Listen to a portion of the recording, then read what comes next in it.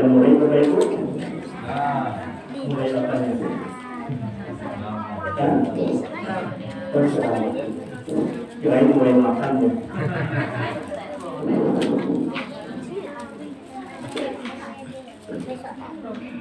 Pergi ke pasar membeli tomat. Kalau cakep di Jakarta, di Indonesia, walaupun sudah selesai kan jalannya. Pergi ke pasar membeli tomat. Tomat dibuat sambal terasi.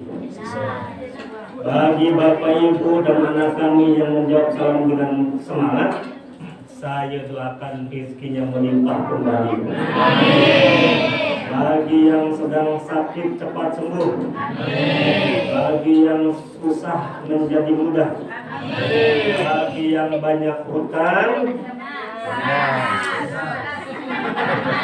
saya nggak bilang lunas. Hutang itu kalau pakai amin nggak cukup, harus pakai kiti banyak. Nggak bisa ibu, amin nggak bisa. Ini kecuali kalau Allah ngasih langsung 1 miliar. Assalamualaikum warahmatullahi wabarakatuh.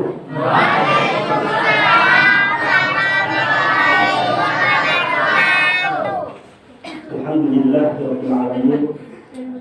Wa bihi nasta'in ala umuri dunya waddin.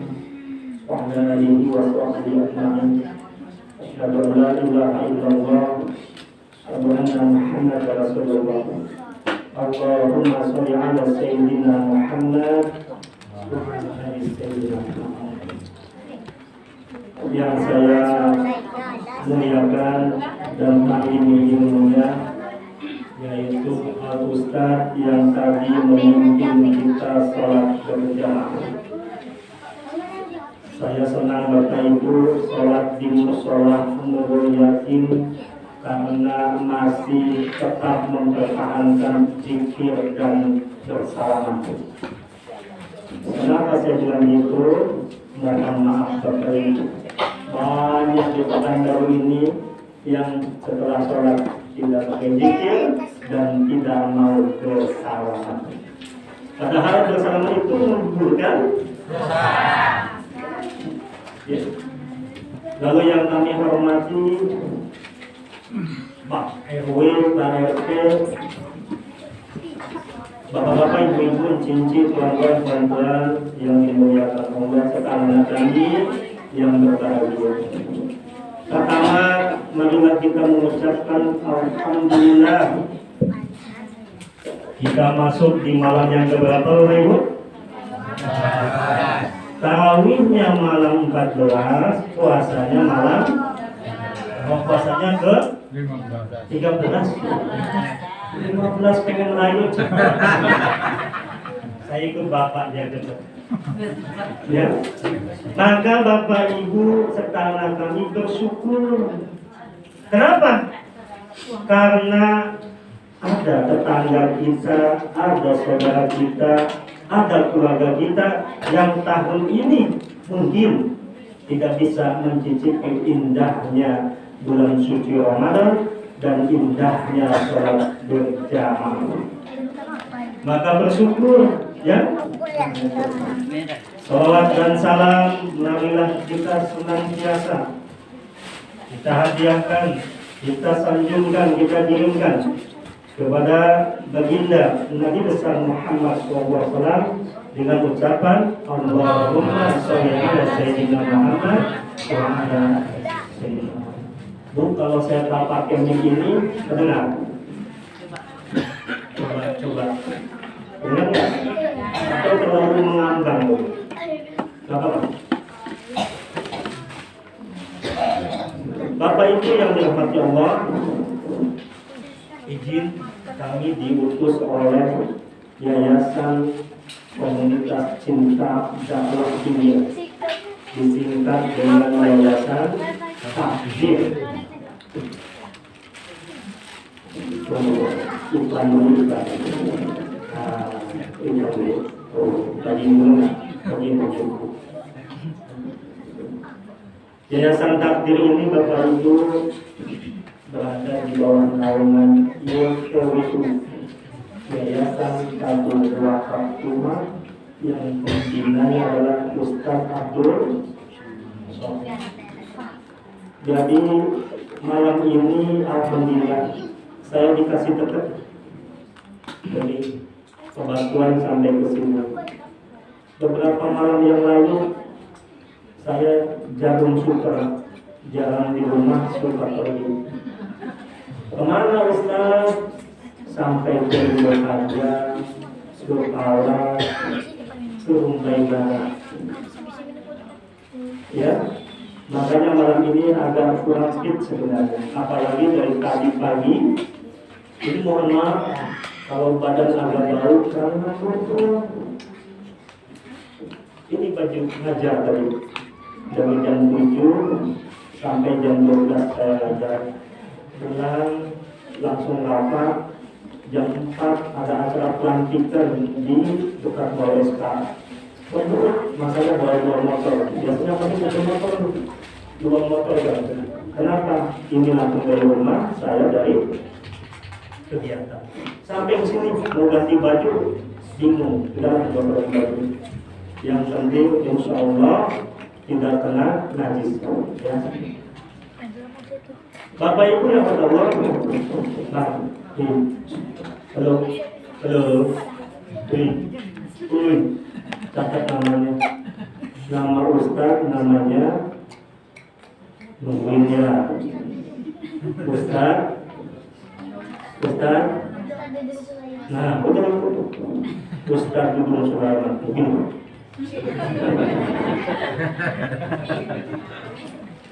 Dan Bapak Ibu mohon maaf sebelum saya menyampaikan tausiah, Pak mohon berapa menit ya tausiahnya? 15 ini udah 7 menit, tinggal 7 menit. Saya sampaikan dulu.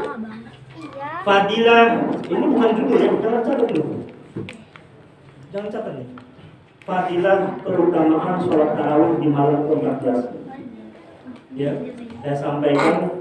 Kalau Bapak Ibu ikut sholat tarawih di malam ke-11, fadilahnya adalah saya sampaikan, malaikat menjadi saksi bahwa ia melakukan sholat tarawih, maka Allah tidak akan menghisapnya kelak di hari kiamat. Alhamdulillah. Apalagi dari malam pertama, itu laksana kita bayi baru lahir sampai ke 13-14, apalagi sampai ke 3. Makanya walaupun sampai datang. Dan demi Allah ini malam teramai jamaahnya di tingkat mushola yang pernah saya datangi. Luar biasa, alhamdulillah. Orang sini peduli dengan agamanya. Nah, langsung karena tinggal 5 menit. Judul. Pentingnya menjaga kebersihan. Karena ada ustaz yang penting anak mencatat sebenarnya. Iya kan? Kebersihan. Dan apa sih kebersihan itu? Apa itu? Apa kebersihan itu? Tidak kotor. Nah, yang dimaksud dengan kebersihan yang saya sampaikan adalah ada 2. Bersih badan, bersih hati. Bersih badan yang masuk dalam Islam adalah toharah. Ya, toharah, bersuci. Bagaimana bersuci? Mohon maaf, Ibu pakai mukena seminggu yang dipakai sekali atau bagaimana? Mukena. Seminggu sekali atau langsung dicuci? Jujur, seminggu berapa kali ibu pakai mukena yang ibu pakai ini? 2. Bu, jangan ibu pakai seminggu sekali terus. Ditakutkan ada najis. Ya, ada najis. Jaga kebersihan. Apalagi mohon maaf. Saya banyak melihat sekarang ini fikih kebersihannya agak diabaikan. Contoh ya. Pakai sandal simpan di bawah, kita naik ke sini tak pakai sandal, sementara itu teras bisa jadi pun disapu, bisa jadi ada kotoran cicak, kotoran ayam dan lain-lain. Karena sahnya sholat itu bukan hanya bersih badan, tapi bersih juga tempat. Ya, jaga baik-baik kebersihan. Karena kebersihan itu sebagian daripada pakaian bersih. Ini badan dulu nih. Nah, lanjutkan. Tinggal 1 menit setengah. Bu, saya mau tanya, Bapak Ibu aja deh, berdua. Kalau kita mandi wajib, wudhu dulu atau wudhu belakangan? Wudhu dulu atau wudhu belakangan? Wudhu. Kenapa saya tanya ini? Mohon maaf, ada jamaah-jamaah itu yang nggak ngerti, dia wudhunya belakangan. Ya, yang sunnahnya itu wudhu di depan, belakang itu kalau mau sholat. Kalau nggak sholat, ya nggak harus wudhu lagi. Sama dengan memandikan jenazah. Ya, memandikan jenazah itu wudhunya di depan, bukan di belakang. Hati-hati. Orang yang bisa mandi junub, mandi wajib, bisa memandikan jenazah. Pasti. Ya. Terus apakah jenazah setelah dimandikan kita cium bakal? Tak ada jenazah bakal. Itu udah meninggal. Ya, bang. Lanjutkan. Baik. Apa pentingnya menjaga kebersihan? Selain tadi kebersihan sebagai daripada iman, yang kedua bahwa kebersihan itu akan mendatangkan cinta dari Allah Subhanahu wa Ta'ala. Ya. Kenapa? Orang yang selalu menjaga wudhu, mohon maaf, dia selalu terjaga wudhunya. Ini ada salah satu contoh kawan saya. Kalau saya nggak kuat, Pak, dia selalu jaga wudhu. Wah, rezekinya lancar. Ya, kawan sendiri. Kalau saya nggak kuat, saya paling sholat, kalau mau ngajar, mau tidur. Kalau dia batal saja, malah kentut saja, langsung pergi ke toilet. Kalau saya nggak sanggup, yang saya belum bisa. Itu kalau dia memang itu batal saja, ke toilet. Menjaga wudhu. Itu lancarnya. Kalau saya ya mau sholat, mau mengajar, karena kita mengajar terus. Mau tidur, itu mau tidur betul nggak? Kadang-kadang. Ya, kadang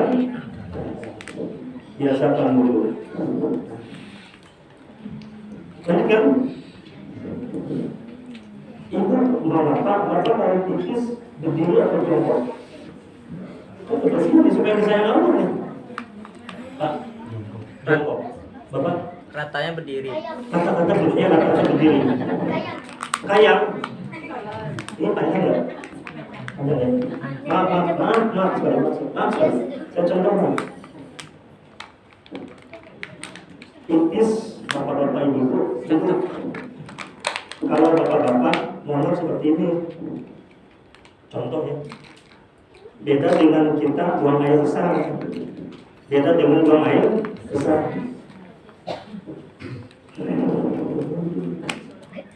Ya, begini, bukan begini. Kalau begini itu buang air besar. Bapak-bapak nih, Pak, mohon maaf ya. Kalau bisa ini jangan nempel ke lantai, karena nanti najisnya kita nempel gitu.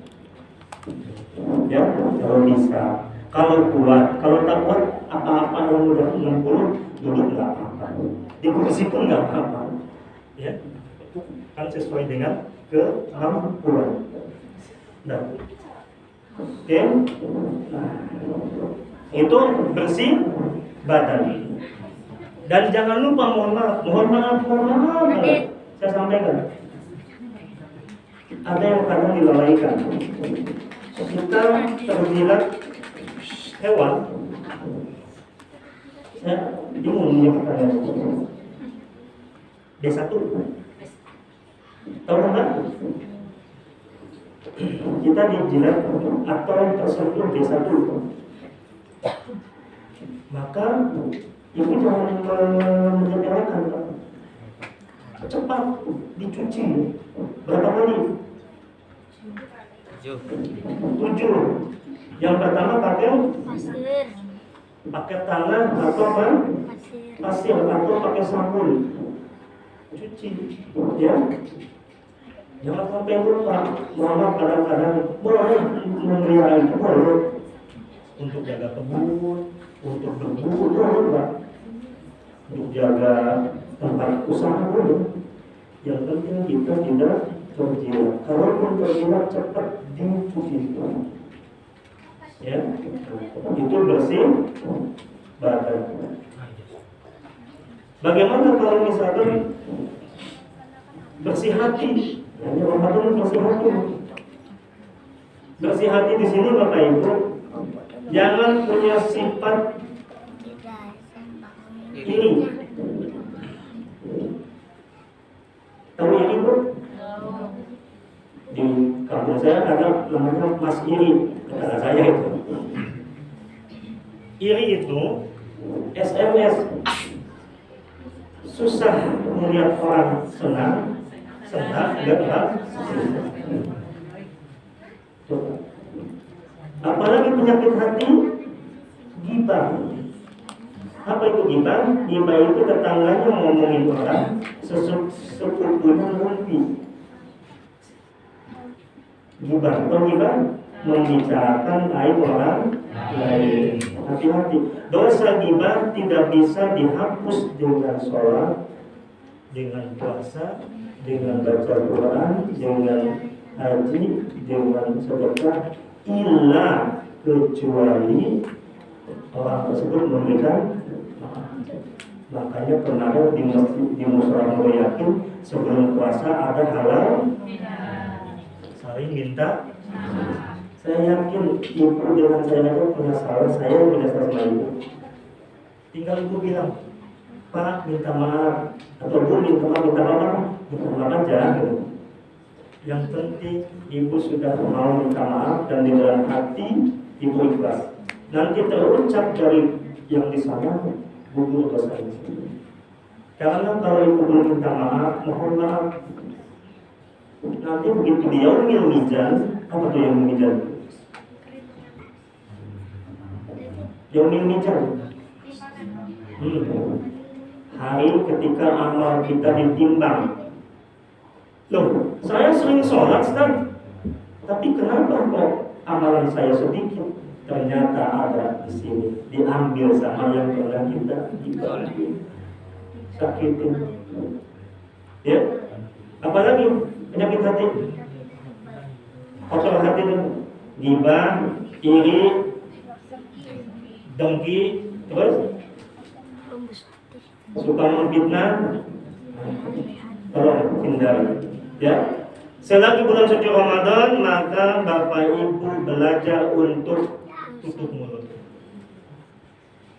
Bagaimana cara mengantisipasi supaya mulut kita diam, supaya tidak bergibah, tidak menyakiti orang lain? Yang 3M syaratnya, 3M. Yang pertama membaca Al-Quran. Yang kedua mengingat Allah, berzikir. Yang ketiga mengikuti Nabi Muhammad. Bagaimana Nabi Muhammad? Man kana yu'minu billah wa bil yawmil akhir falyaqul khairan aw liyasmut. Dan siapa yang beriman pada Allah dan hari akhir, kalau mau bicara, kalau nggak bisa yang baik, mendingan diam. Tuh, ya. Nah, itu bersih hati. Saya mau tanya Bapak Ibu, bulan puasa ini masuk rukun iman rukun Islam? Islam. Rukun Islam. Rukun Islam itu ada berapa? 5. 1. Membaca salat, mendirikan salat. 3. Puasa. 4. Haji. 5. Haji bagi mampu. Naik haji atau pergi haji? Naik haji. Naik Haji. naik haji. Saya contohkan. Naik haji kan? Naik Pak Haji. Ada Pak Haji kita naik juga. Betul? Kan kadang naik haji. Ya kan? Pergi bagian. Bagaimana bagian nggak mampu? Sementara Islam akan sempurna kalau ada ilmu. Bagaimana yang nggak mampu? Ibu ikut hari Ahad sholat subuh di sini, jangan pulang. Dikit sampai masuk syuruk sholat 2 rakaat. Pahalanya seperti haji dan Allah kasih keringanan. Hari Minggu kan suka ada kajian di sini. Ada apa ya? Biasa ada kan? Ikut, datang. Seminggu sekali lah. Insya Allah pahalanya seperti haji dan umrah. Nah, cukup? Cukup Bapak Ibu? Wah, kelewatan. Bisa bertanya Pak Ustaz? Ya. Kalau minta maaf dan berjabat tangan, apakah dosa hukum itu Pak Ustaz? Seandainya lewat HP gitu. Ya. Hukumnya apa ya? Apakah boleh gitu? Ya, kita minta maaf, cuma lewat grup, kita lewat HP lah, cuma ada berjabat tangan. Boleh. Sama dengan kita buat undangan, kan sekarang udah nggak pakai surat itu. Insya Allah, kalau selama dia kebaca dan dia menyampaikan, oke saya maafkan, diterima. Ya, tapi ada pendapat lain lebih baik didatengin. Makanya tradisi orang Indonesia begitu Lebaran datang saling mengunjungi. Bagaimana kalau jauh? Sekarang udah ada ini. Dulu mohon maaf Bu, saya masih ingat waktu SMP, mau Ramadan itu, mau Idul Fitri itu mengirim pakai apa? Surat pos. Ya Pak ya, pakai perangko. Selamat Hari Raya Idul Fitri, dikirim. Begitu datang, dibaca, dicium dulu, harum mawar dulu. Ya kan? Berarti kita seumuran yang bilang dulu dulu. Harum mawar. Ternyata dari ayam embet. Selamat Idul Fitri. Senangnya berbunga-bunga. Apakah berbunga-bunga tadi itu riba? Bukan. Berbunga-bunga karena rasa sayang. Sekarang sudah ada handphone tinggal. Saya, Wakil Wali Kota Pekanbaru mengucapkan selamat Muhammad Daya Batin. Ya, saya maafkan Pak Wali Kota. Sekarang udah zamannya itu. Gitu boleh. Ya, tapi lebih afdolnya jauh ya. Makanya Bu, manfaatkan bulan Ramadan ini gini. 1 menit lagi ya Pak. Jadikan Ramadan ini sebagai Ramadan terakhir dan terbaik. Karena tidak ada jaminan Ramadan depan kita bisa ketemu. Maka Bapak Ibu lakukanlah sholat ibadah yang betul-betul maksimal. Karena ibadah di bulan Ramadan yang sunnah pahalanya menjadi ya. Ibu sholat 2 rakaat sunnah sama dengan wajib. Yang wajib berapa? 700 pahalanya. Ya, itu sedekah 1000 kali 700. Ibu marahin suami sekali, kali 700 dosanya. Karena kebaikan pasti akan berimbang dengan ya. Nah, itu hadis Nabi. Itu Pak Buya dari mana? Nah, seperti itu. Ya, wah itu jadi hanya jauh. Pak, Ya. tanya, waktu syuruk setelah sholat subuh itu maksudnya kapan Pak? Waktu syuruk dia maksimalnya jangan sampai terbit matahari. Terbit matahari yang di sini nampak kita keluar ini ada cahaya. Karena terbitnya matahari di Indonesia dengan di Arab Saudi beda. Di Saudi begitu buka tembok nampak karena ada pohon, iya kan? Tapi di kita terhalang. Jadi kalau sudah ada hasil itu ya mungkin jam 6 atau jam 6 gitu, jam 6 berapa gitu. Iya. Dari sholat subuh itu ya. Nah, jangan sampai nampak betul matahari. Karena itu udah masuk sholat Duha. duha. Jadi itu mau sholat subuh kan sudah rasa pahalanya seperti hadis dan umrah. Oke, begitu dulu. Saya mohon maaf agak kurang semangat ya, karena lebih kurang fit. Mudah-mudahan di lain kesempatan nanti saya bisa lebih maksimal lagi. Saya biasanya berapi-api kalau saya ini karena dihantam kurang enak badan. Tapi yang namanya kewajiban dakwah, walaupun sakit itu tidak kecuali nggak ada suara, kalau saya nggak datang. Selama masih ada suara, bisa menyampaikan, walaupun satu ayat kita datang. Mohon maaf kalau ada kekurangannya. Yang benar datang dari Allah, yang salah dari diri saya sendiri. Kalau ada jarum yang patah, jangan dimasukkan ke dalam. Tapi kalau ada kata-kata saya yang salah, Bapak Ibu tolong jangan dilaporkan saya ke kantor polisi. Assalamualaikum warahmatullahi wabarakatuh.